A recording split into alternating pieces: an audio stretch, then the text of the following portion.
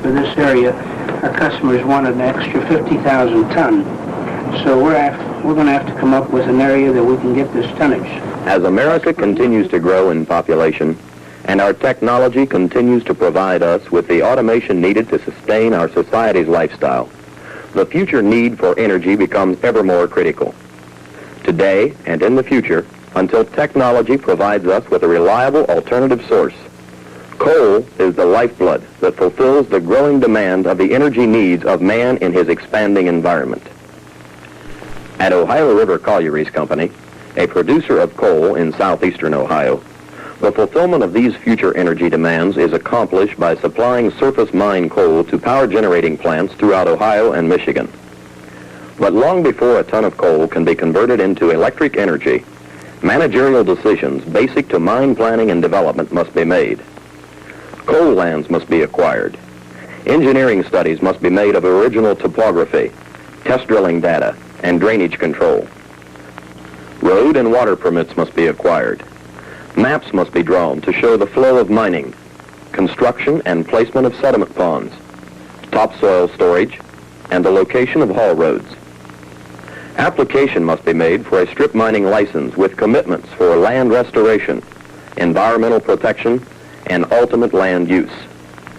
These decisions are made with one goal in mind: to profitably produce coal and restore the land in a manner compatible with the ecology of our surroundings.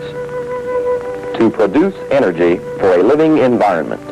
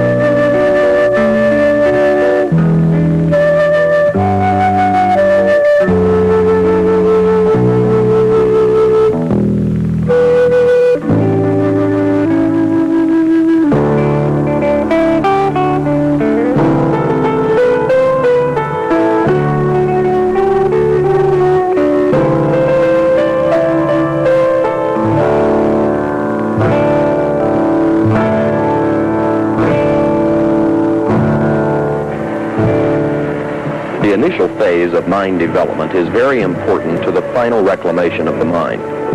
Scrapers and bulldozers are used to remove topsoil, essential to supporting plant life, and store it for future use after the coal has been extracted from the earth.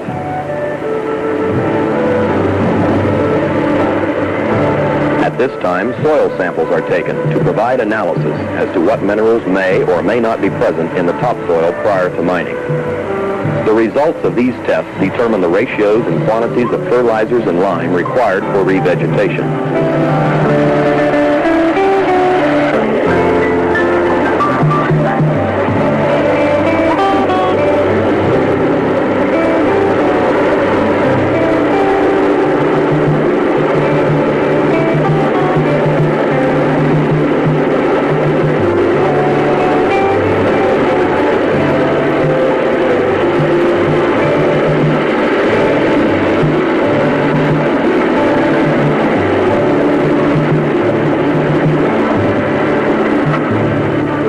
Where it's impractical to move the topsoil with bulldozers and scrapers, the material is pushed to the dragline, which picks up the topsoil and stockpiles it on a graded area.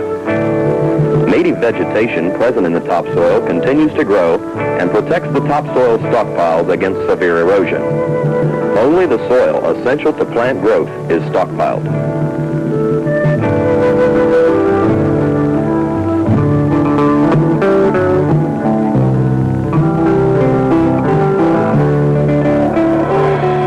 Ponds on areas affected by mining are constructed and located to the specifications of the Department of Natural Resources.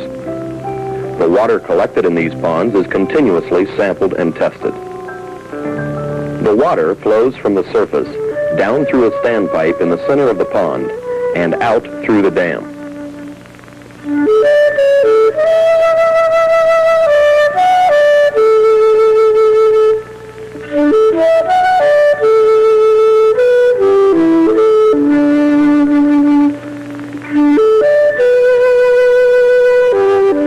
Rotary drilling units drive onto prepared benches and drill holes down through the Earth's strata. Different types of drills are used in different areas. However, the basic principle remains the same: to drill and blast an area prior to the removal of the overburden in the stripping phase of the operation.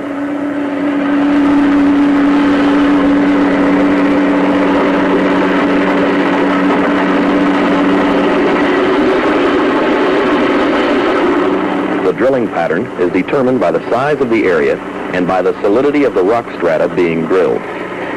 The depth of the overburden and the strata of various rock formations determine the amount of explosive load needed in each hole for efficient fragmentation.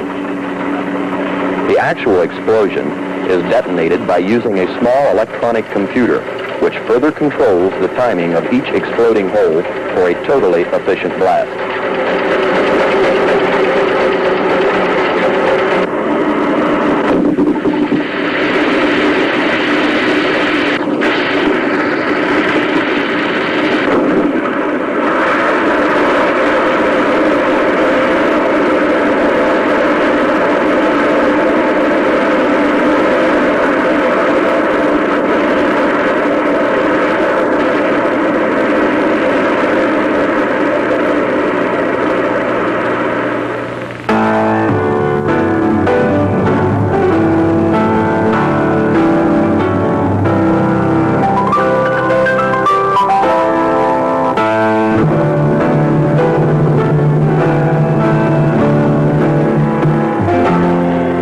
Primary types of overburden removal we use are dragline operations and dozer high lift operations.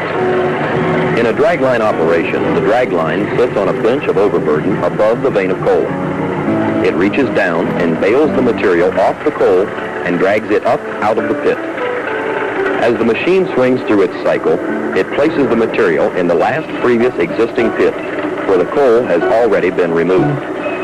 This method of overburden placement is very important because it actually represents the initial phase of land restoration. The heavy rock and shale taken off the coal in the bottom of one pit are placed back into the previous pit where the coal has been removed.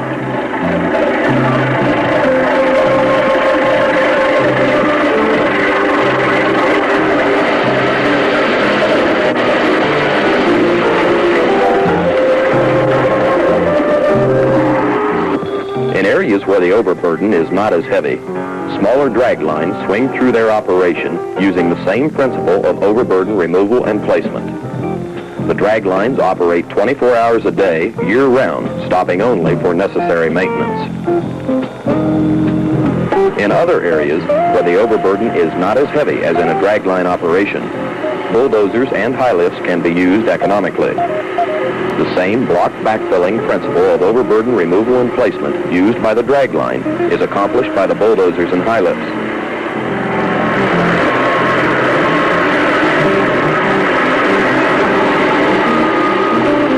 This method of material handling used in dragline and dozer high lift operations allows total reclamation to start immediately after the coal has been removed.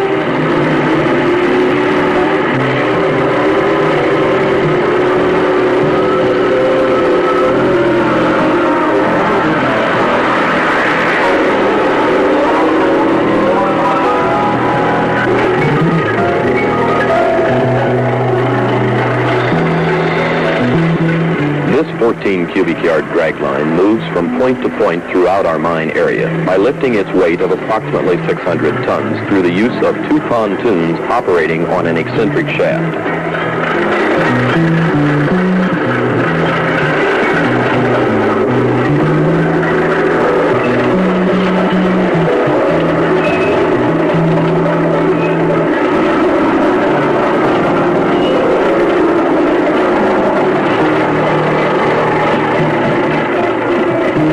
The overburden, whether by draglines or bulldozers and high lifts, brings the operation to one of its most important phases, the loading of the coal.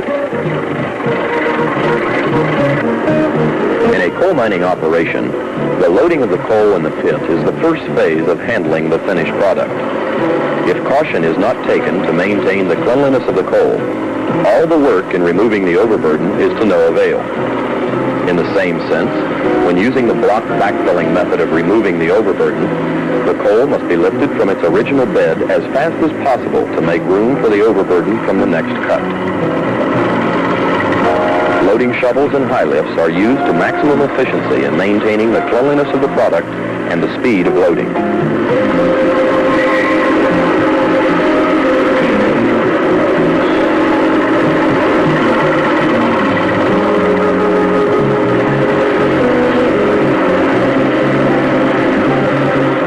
Various veins of bituminous coal in the Pittsburgh region are of Pennsylvania age and geologic time and were formed before the Ice Age. These veins in our area are numbered according to their elevation above mean sea level. The lower the number of the vein, such as number 6, number 7, or number 8, the lower the sea level elevation where the vein is found. Coal is made up of prehistoric organic materials and retains percentages of the minerals and chemicals that were present in the living organisms before the Ice Age. The presence of these minerals and chemicals in their particular percentages determines the heat value in British thermal units and the quality of coal being produced today. The coal mined in the Pittsburgh regions represents a major portion of the energy source for our country.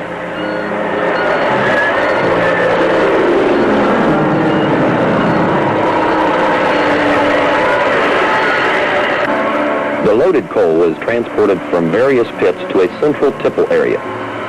Highway trucks are used on state and county roads, and off-highway units are used on our private haul roads.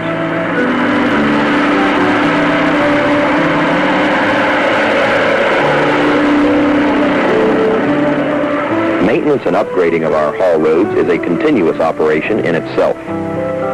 Tanker trucks are used to spread water on the haul roads to maintain dust control.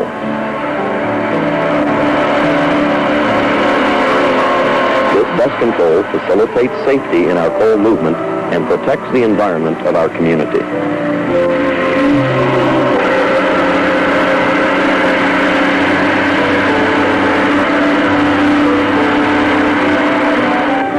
As the trucks, hauling from 20 to 40 tons each, arrive at the tipple area, they are weighed. The coal is then dumped into stockpiles, so the coal of various qualities from various veins can be blended to the ultimate quality desired by each customer.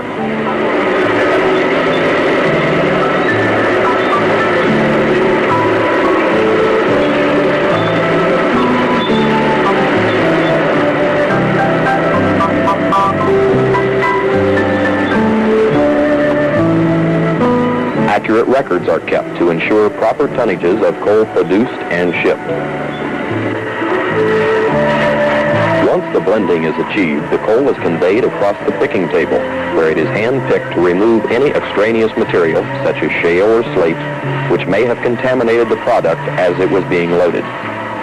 The coal is then crushed to the specific size desired for a particular order. It is then conveyed out of the tipple and loaded onto railroad cars or trucks to its final destination, where it will be converted into electric energy.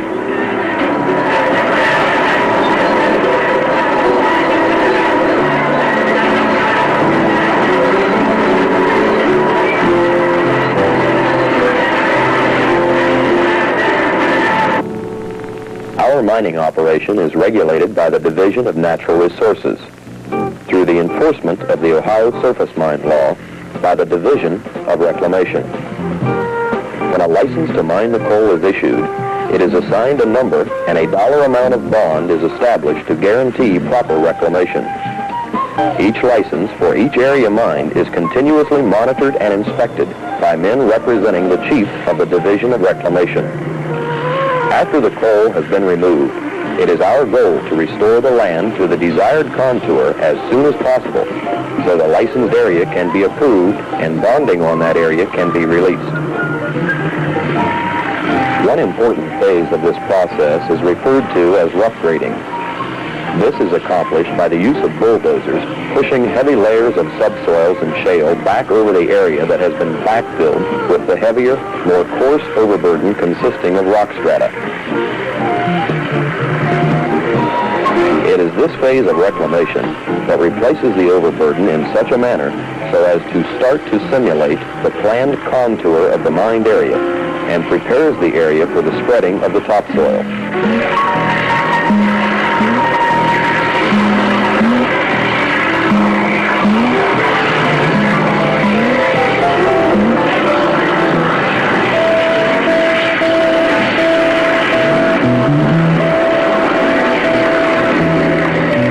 The initial phase of replacing the overburden is accomplished simultaneously by the use of the block backfilling method of removing the overburden. Production of coal for today's market requires substantial manpower and many units of heavy equipment. Even though technology continues to make equipment larger and more productive, a preventive maintenance program is essential to the efficient mining of coal and restoration of the land. At our operation, virtually all maintenance, from cleaning and repairing the equipment through fabrication of specialized parts in our machine shop, is achieved by our own personnel.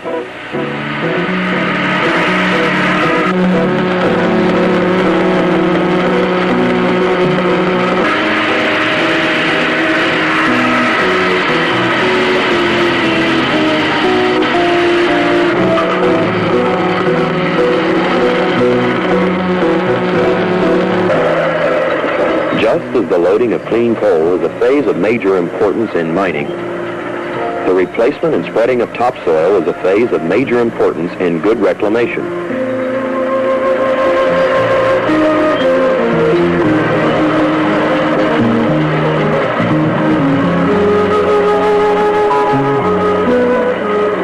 In the beginning of the operation, it was only the soils essential to supporting plant life that were stockpiled. Now, it's these soils that must be spread over the reclaimed area to return the land to a state of productivity.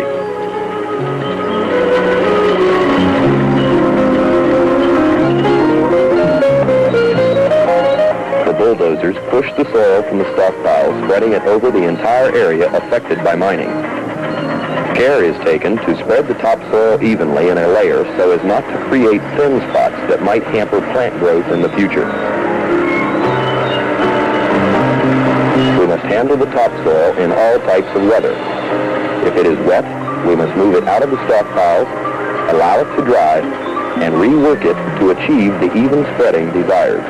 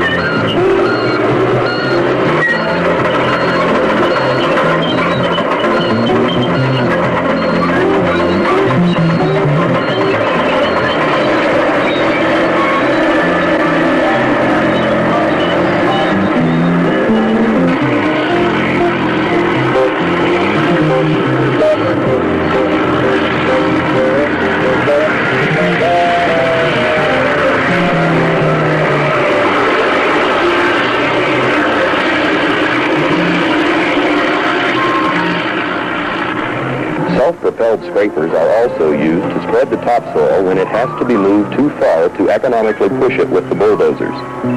These scrapers attain the same goal of even spread as do the dozers. They load themselves, carry the topsoil to an area not yet recovered with topsoil, and distribute their load over the graded area.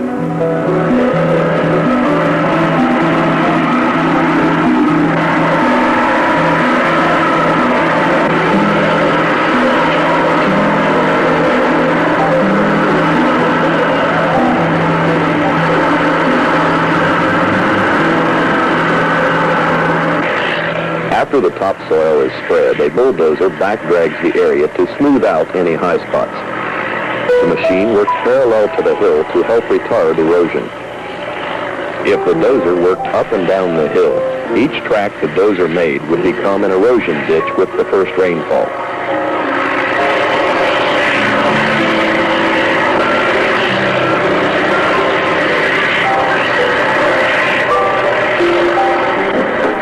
backblading rolls small rock to the surface.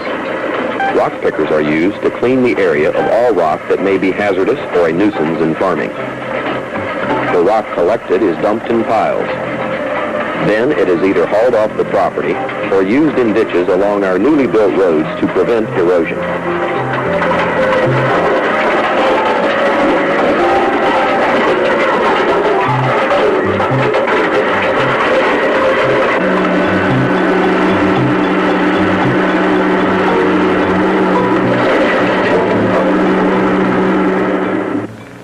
After the ground is free of surface rock, the farming phase of reclamation is begun. Approved quantities of lime are spread over the entire area.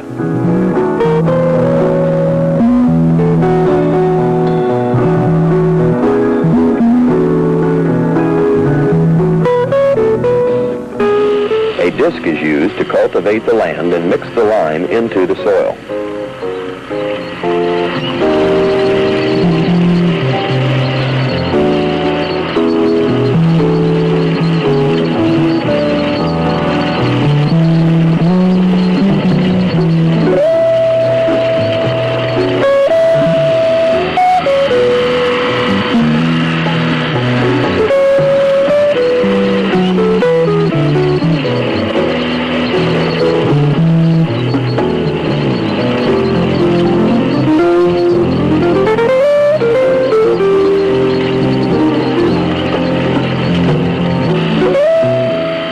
Inspectors monitor the operation to guarantee that our commitments to land restoration and environmental protection are carried out. The area is then seeded with a mixture of legumes, pasture and hay grasses, and wheat or oats. The blend of fertilizer, as called for by the results of the soil test, is drilled into the soil with the seed. We maintain 99.9% efficiency in revegetation and ground cover. In this phase of our operation, we are not unlike any other farmer and must operate within the bounds of nature.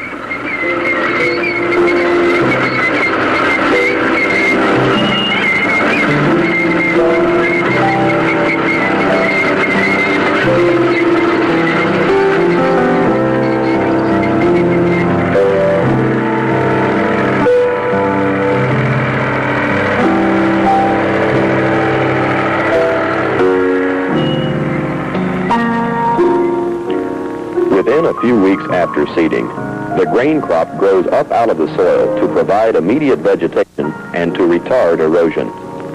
This grain crop also shelters the slower growing grasses, giving them the protection needed to start a good root system.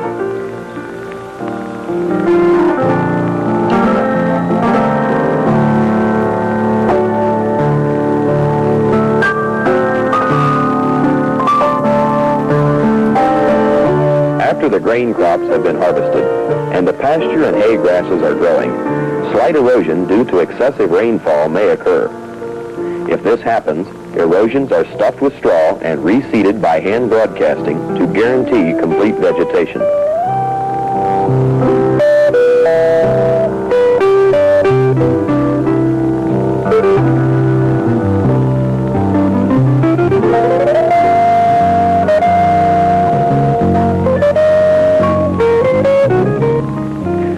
As the growing season evolves, the grain crops ripen and become ready for harvesting.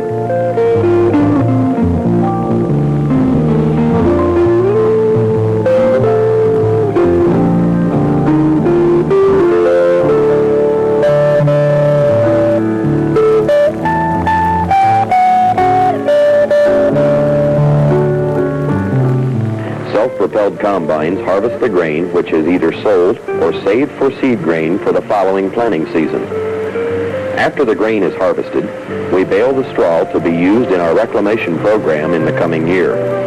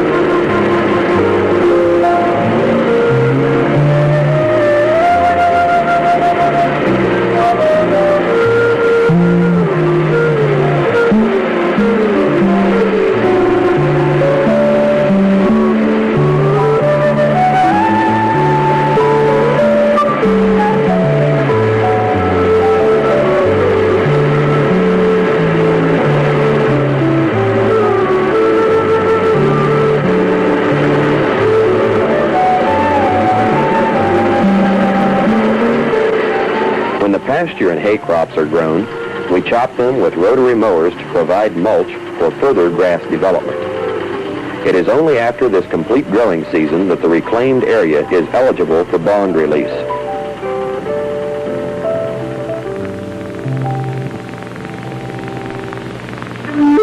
Once the commitments and obligations to land restoration have been achieved and the Department of Reclamation approves the reclaimed area, the land is released to the landowner. The landowner has received payment for the coal produced on his property, and the property's coal value is ended. It's the goal of our reclamation program to restore mined lands in such a manner that their value and productivity can go on in the future. Hay crops and grain crops can be raised and harvested, and pasture lands can support grazing of dairy and beef cattle.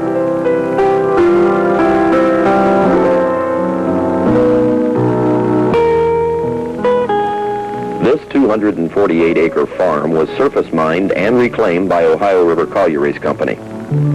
Of the 248 acres, 64.6 acres were actually affected by coal production. The removal of overburden started in late August, and the last coal was removed from the property a year later in the month of October. Final inspection was made following the first growing season, and just 27 months after mining started, the area was approved and reclamation bonds committed to this license were released.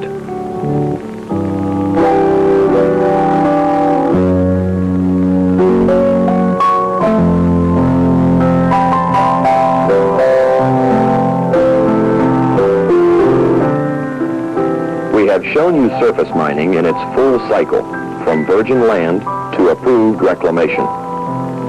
Coal is needed as an important source of energy for this country. At Ohio River Collieries Company, we are committed to coal production in the future in a manner conscious of the ecology of our surroundings and in harmony with our community.